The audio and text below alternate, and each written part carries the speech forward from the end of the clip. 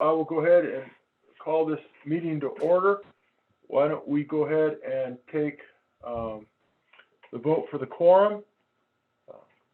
Trustee Wood, Here. thank you. Trustee Howard,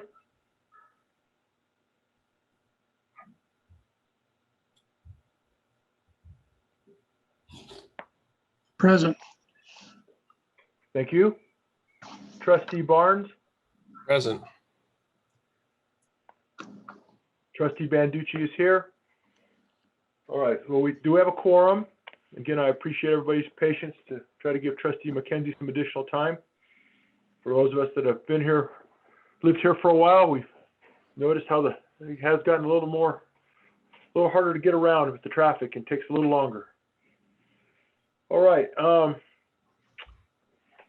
President McLennan, should I, at this time, do you want to take the lead on this, or should I hand it over to Chris Martin at this time, Vice President Martin?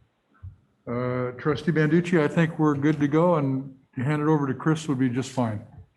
All right, thank you. Chris, if you would, please, sir. Chair Banducci, members of the board, thanks so much for joining us this evening and making time for this discussion.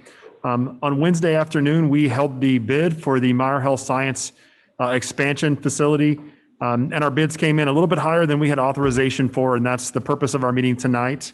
I've got with me tonight John Young from Young Construction, our owner's rep, and Indy D. Hall, the principal architect on this project from ALSC, just to talk through the issues and where the bids came in. If I may, I'd like to just share the bid sheet at this time.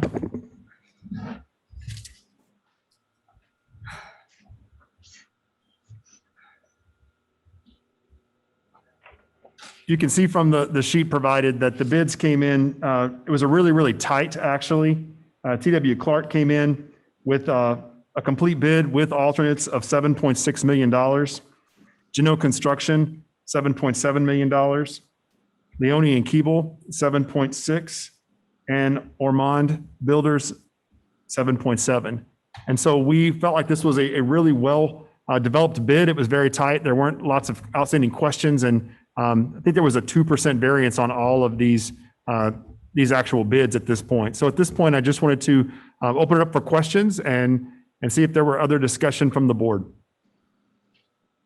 So I have a question, Chris. Yes, go ahead, Michael. Thank you, Chair. Chris, obviously, I mean, simple math shows that this is about a 6% increase.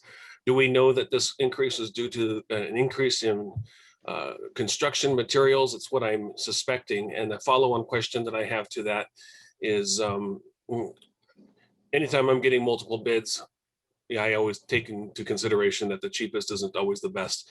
And do we have some kind of differentiation between these four bids?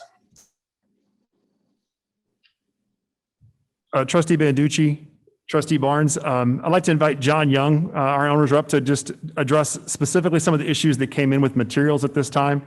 But because of how we did bid this project, we will be taking the low bid on this project.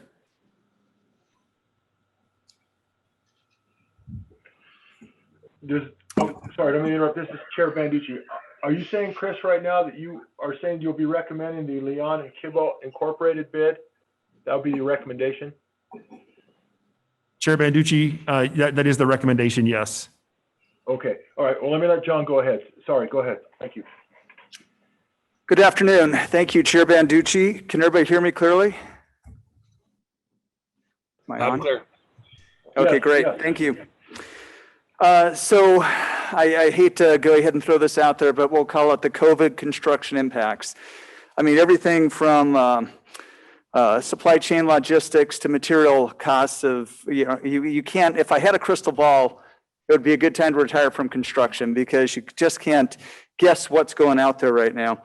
If you go just to wood products right now, wood products have bounced up and down over the last year and currently are 227% increase in a 1-year period.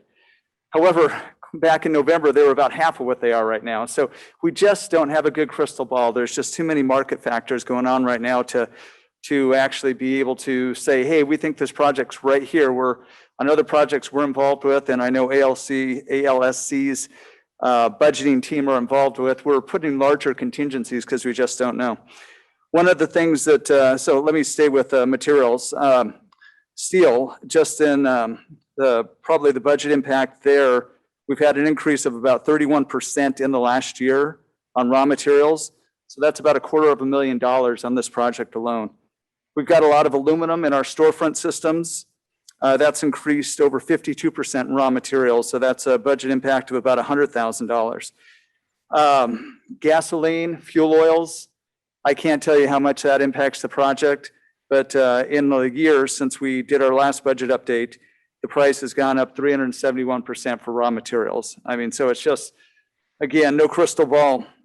One of the things we did do once the board authorized us to proceed is we spent a little additional time with staff evaluating the phasing on the project. We had some phasing that was proposed that was going to have significant impacts on the ability of the college to effectively utilize the Meyer Health and Science building on some of the classrooms. So we ended up pushing the project out an additional 3 months. Ideally, this project would start during spring break of this year so we can get the contractor mobilized when the students are here. During the summer, there's going to be some major remodel work in the Meyer Health and Science building so that when classes return, some classes will be located in some temporary facilities. They won't be in their permanent facilities. The main part of the construction will finish up prior to spring break 2022. And then the last piece to finish the remodel of those other areas that we use for temporary spaces would be complete after spring break next year so that we don't impact the ability of the college to effectively utilize the facility. So just extending that schedule to accommodate that so we have less impact on the college, impacted the budget by about $120,000. Questions? Well, oh, sorry, is that you, Ken? Go ahead. Yeah, please. I don't know who can answer this question, but when I look at the bid sheet, I'm a little puzzled with some of the categories there. When you go down to the bottom, it said subtotal of additions. There's some substantial difference in the allocation for additions. What's that all about? Some of the contractors misunderstood the way that several of the alternates were to be utilized, that we had anticipated them as ads. Because of the way their subcontractors actually bid it to the contractors, they included them in their base bids and then they took them as deducts. So as we reached out and talked to the contractors about why they did or why their presentation, their bid proposals looked the way they did, that is what I came away with.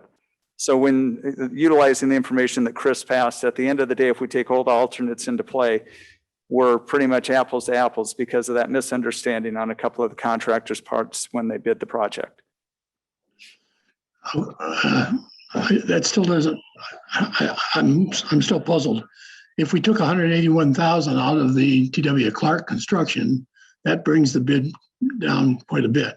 If we take 34,000 out of the Ormond, that doesn't bring the bid price down very much. Are we supposed to, when we're looking at this, do we take the additions out or do you leave them in? What is that? Because of the misunderstanding on the part of the glazing subcontractor, one glazing subcontractor bid it as a deductive alternate, one bid it as an additive alternate for that scope of work. Some of the contractors took it whichever way they had that glazing contractor as their low bid and presented it that way. That's why I went ahead and checked with them to find out what they had done. So at the end of the day, we take alternate number one from all of them. And if you evaluated that, Leon and Keeble is still the low bidder across the board. I know that Chris Martin has worked with the administration here at the college to look at the other alternates and put them all together. And that's why we came to the base bid plus add alternates was what we thought the proper scope was for this project and most reflective of the total construction project and the all of the bids.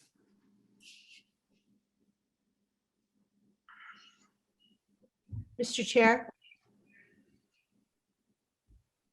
Mr. Chair? Hello? Christie, is that you? Yeah. Just 1 second. Ken, did that answer your question? I wanted to give you a chance just to make sure you were where you wanted to be. Just a moment, Christie, I'm sorry. It may have answered my question, but I still don't understand it. Okay, well, let's see if maybe some of the other discussion might be helpful. Christie, go ahead, please. Thank you, Mr. Chair. John, you've talked a lot about the increase in the cost of materials, which totally makes sense. But what about for each contractor, or I guess just the one that we're focused on, what about skilled labor? Will they be able to provide that? And will we be able to finish the project on time by your estimation? We've looked at we took a long, hard look at the time frame on this project last year prior to having the project shelved, to make sure that we felt that there was enough time to get this done. I know that there was an issue I was involved in at the NIC CTEC facility where the contractor didn't have enough skilled labor. One of the subcontractors didn't, and caused a lot of challenges to get that project finished.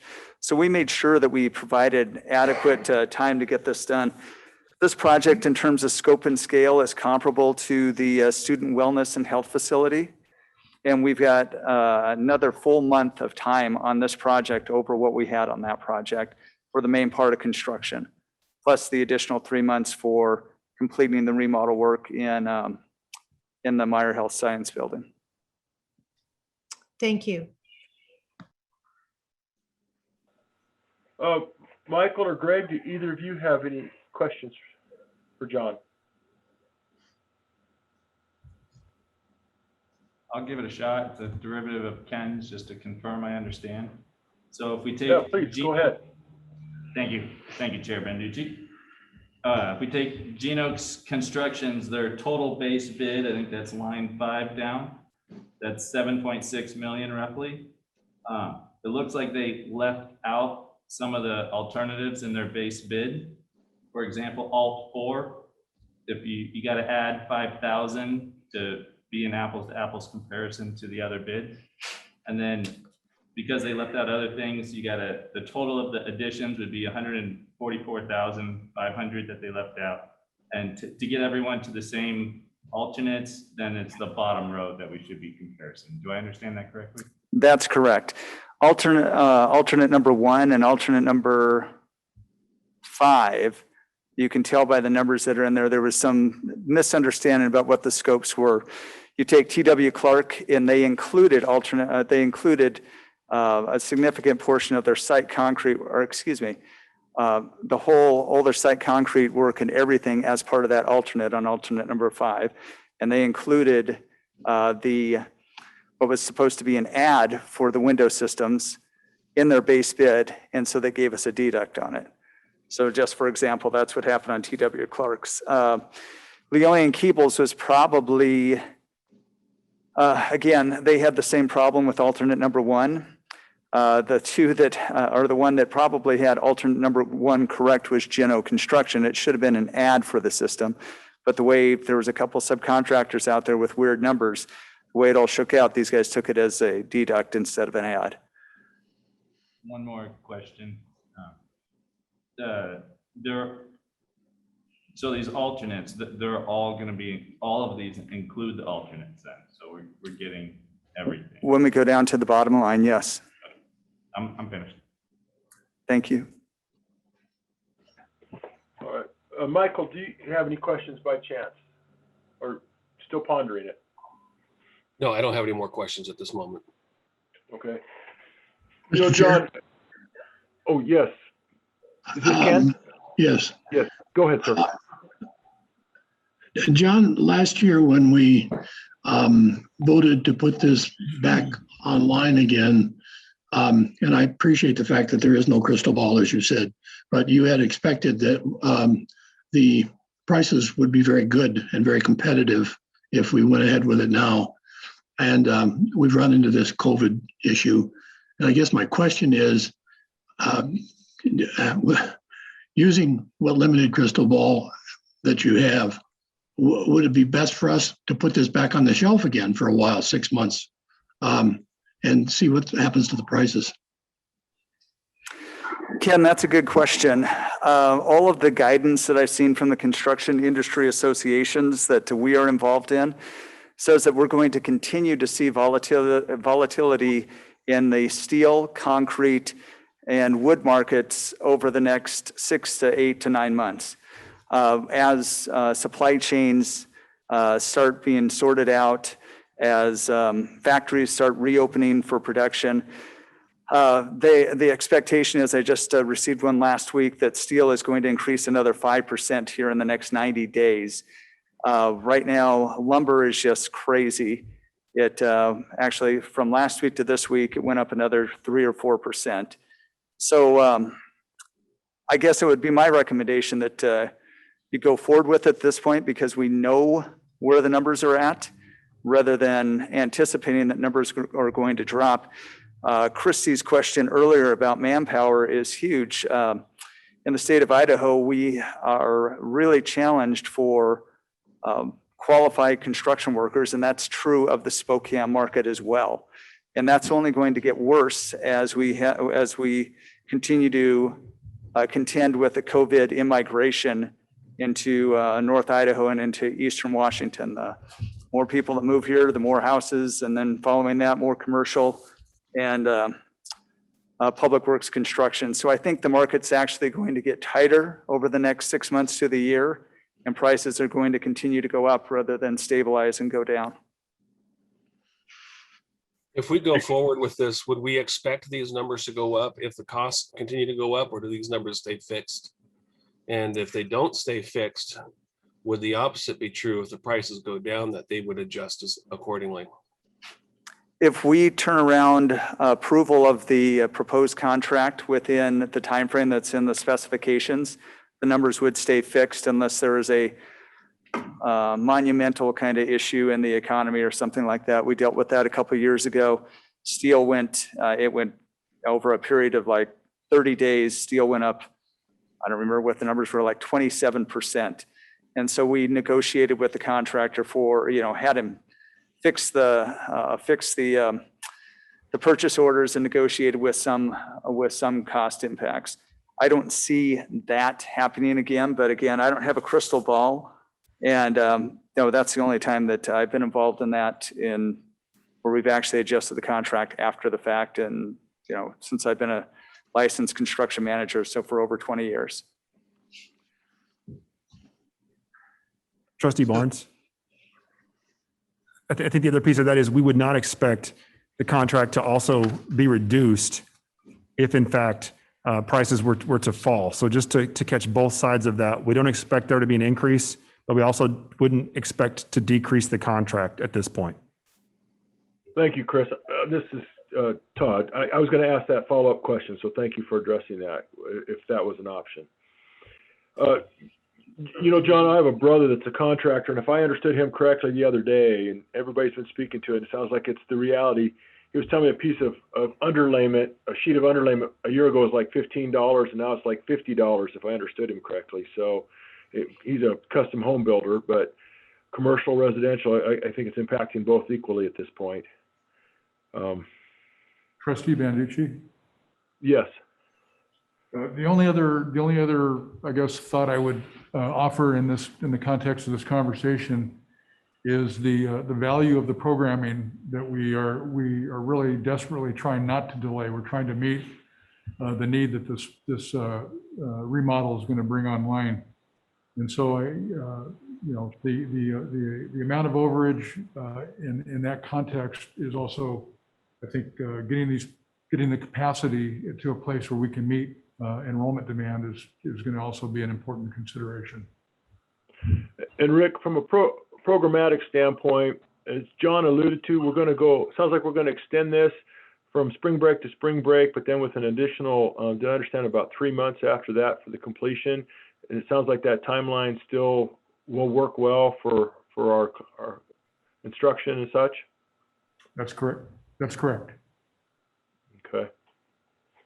Mr. Chair? Yes, sir. Go ahead.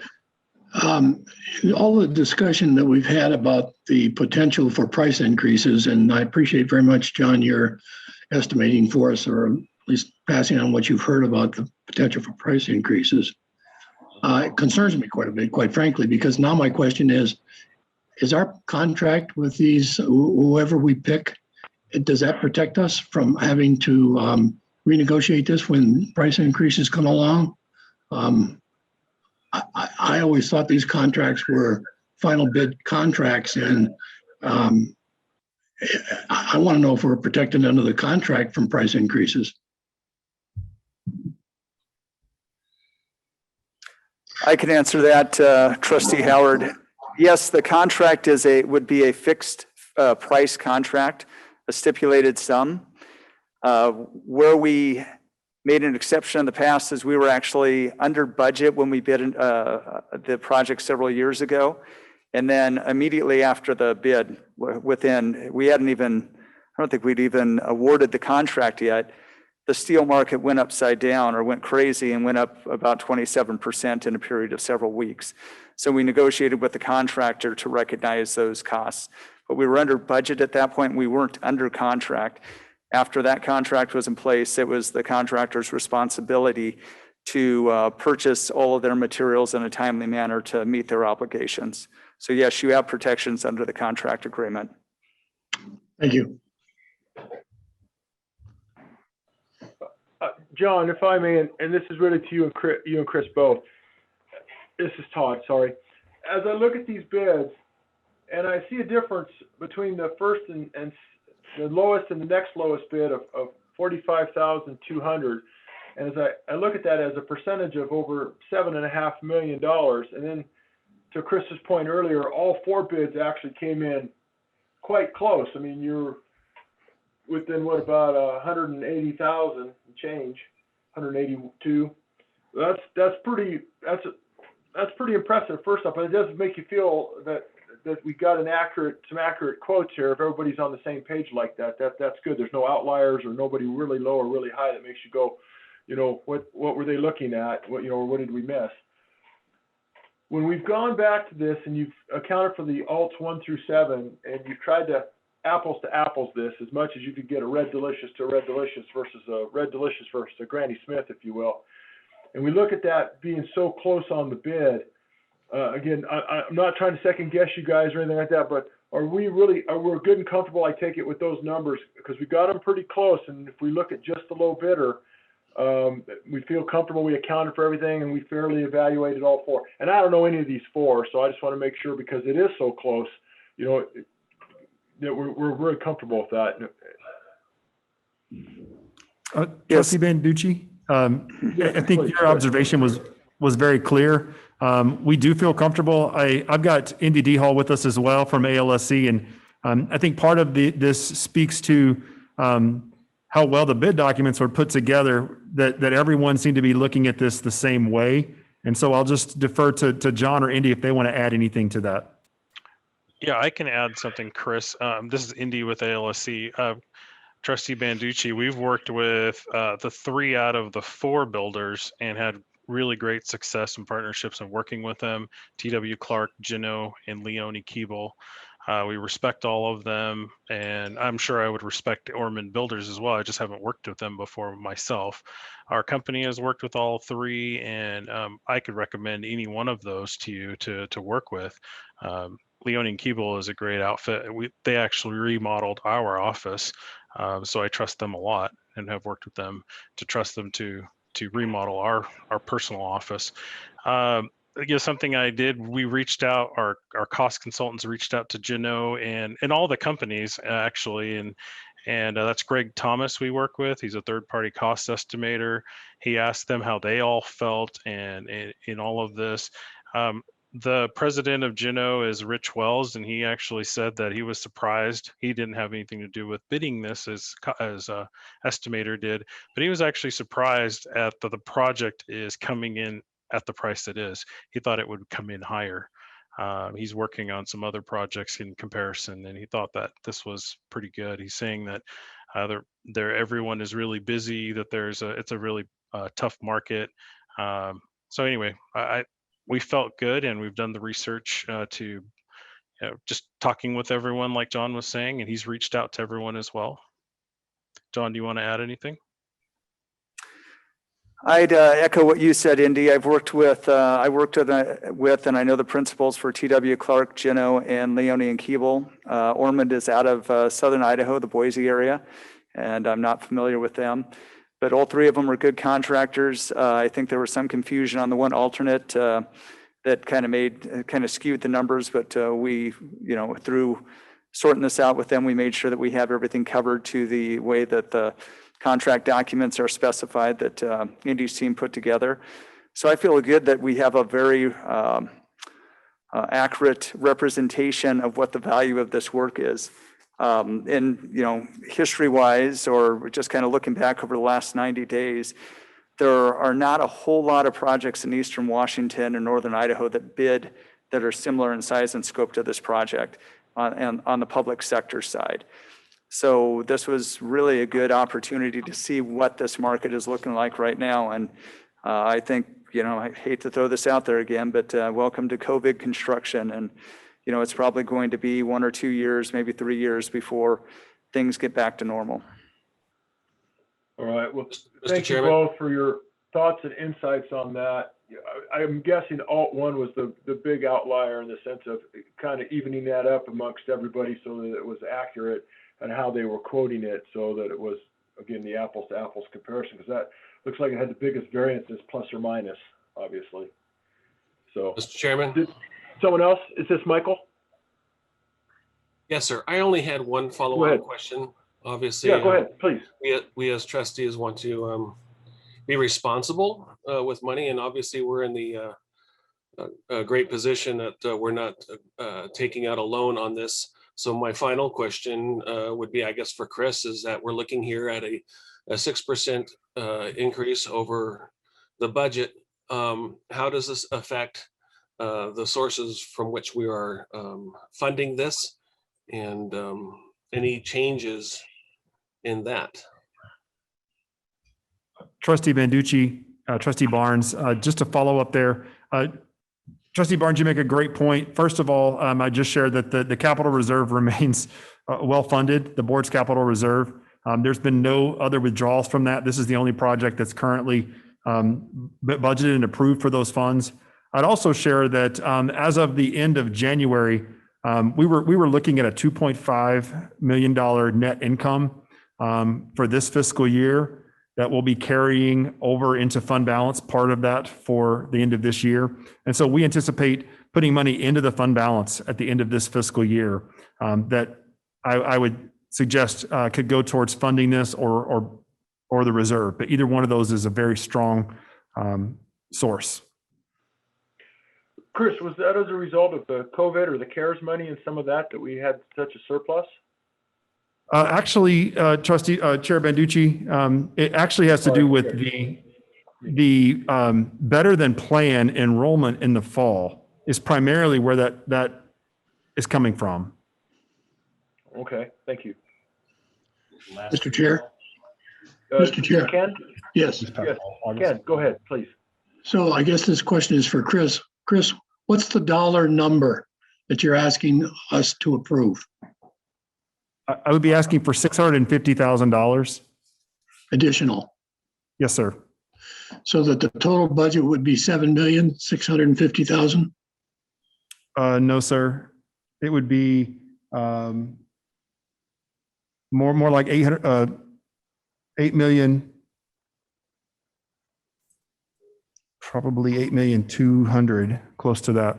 We were approved for 7.4, so 6.5, $8.1 million. Right, I guess in order to make a motion, we need to have a specific figure. So give me a specific figure, either as a total budget or an increase. An increase of $650,000. Chris, this is Todd. Sorry. I'm going to piggyback on with Ken here. Because we're looking at a contract of the low bid of $7,603,800, and we're talking the $8 million. If you could just take a moment, give us what that final number looks like, and then maybe give us just a brief reminder of the additional amounts above the 7.6 million that we're accounting for in that total budget. Absolutely. Thank you. I think just for clarity for all five of us, that might be helpful as we're looking at this and considering it. So what we're getting with the additional $650,000 is the board authorized us previously for $7,471,409 for construction. The additional $650,000 gets us all the way to the base bid, plus all of the ad alternates on the Leone and Keeble bid, For a total amount. for a total amount of $8,101,000.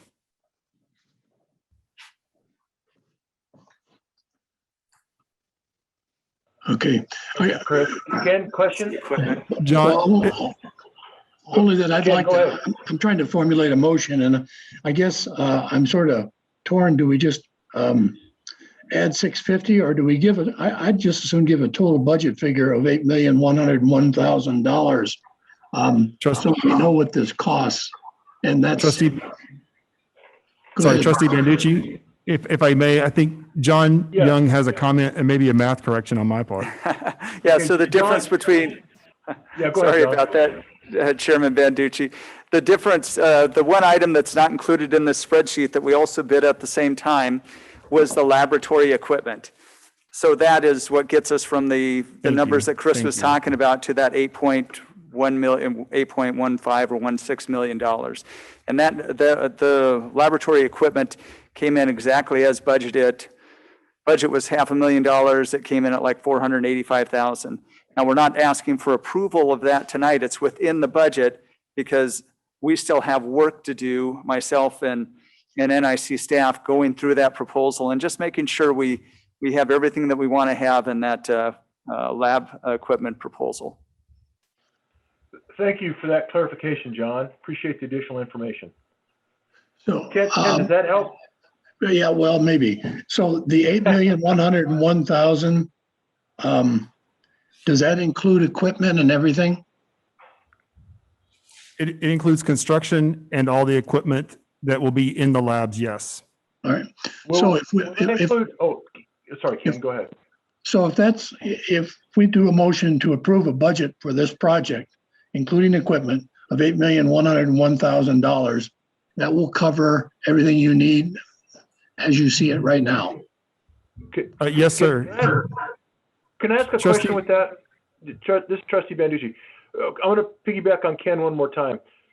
When we get the classroom set up, and there's going to be tables, chairs, desks, all the stuff like that, the supplies, stuff like that, is that still going to be in addition to this, and we'll take that out of another budget or another fund, or this actually put, other than just lab equipment, will this put other stuff in the classrooms and the other rooms, tables, and the cubbies for the students to gather, those sorts of things? Chairman Banducci and Trustee Howard, this is construction and all the equipment that will be in the labs. We're working with Natural Sciences for some other equipment that's the microscopes, the small wares, the slides, things like that, as well as some of the furniture that we believe we can take care of outside of this amount. Okay, thank you. That's what I was just kind of wondering. Okay. Ken, does that help? Well, yes, Mr. Chair, I'd like to make a motion that the board approve a budget for the construction of the Meyer. Ken, can I hold you on that for just a moment, sir? Sure. Chris, before Trustee Howard makes that motion, or to you or John, is there a particular number that you guys would like to give us that we would want to put in the motion and approve, and that's the number we're going to go forward with so that we're comfortable and we have it right? Chair Banducci, Yes, sir. I'm comfortable with the $8.1 million number. If you would like to give us a little extra there, we're going to take it. But I think the $8.1 million, we're all comfortable with that at this time. All right. Mr. Howard, sir, Trustee Howard, if you go ahead, sir. Yes, I'd like to make a motion that the board approve a total budget of $8,101,000 for the remodel of the Meyer Health Center. Second. Go ahead. Did it, Trustee Wood, was that a second, did I hear? I think Michael got it. Somebody got it. Okay. Trustee Barnes, was that your second? Yes, sir. All right, thank you. Okay, I have a motion by Trustee Howard. I have a second by Trustee Barnes. Is there any discussion at this time on the motion? All right, I am not hearing any. We will take a vote on the motion. And I vote is to approve the motion. All those in favor, please say aye. Aye. Ken Howard, aye. Ken, aye. Christie, I heard an aye. Michael, did I hear an aye? Greg McKenzie was an aye. Craig McKenzie, thank you. That's coming to you. Michael, was that an aye? Yes, aye. All right, thank you. And I also vote aye that the motion carries 5-0 and is approved. Mr. Chair, thank right. you so much for making time to bring this forward. We really appreciate it, and we're excited to get this project started. Well, and thank you to all the other trustees and for everybody else on the staff that's been working so hard. John and Indy, thank you for your good work. Thank you. Thank you again for having us as a part of this project. We really appreciate it. Is there anything else? President McLennan, is there anything from your end, sir? No, I just want to add my appreciation as well. Thank you all for making time this evening. We really did want to get this expedited as quickly as possible to keep us on track. So thank you very much. All right, if there's nothing else, I will call this meeting adjourned. Everybody have a wonderful evening. Be safe out there.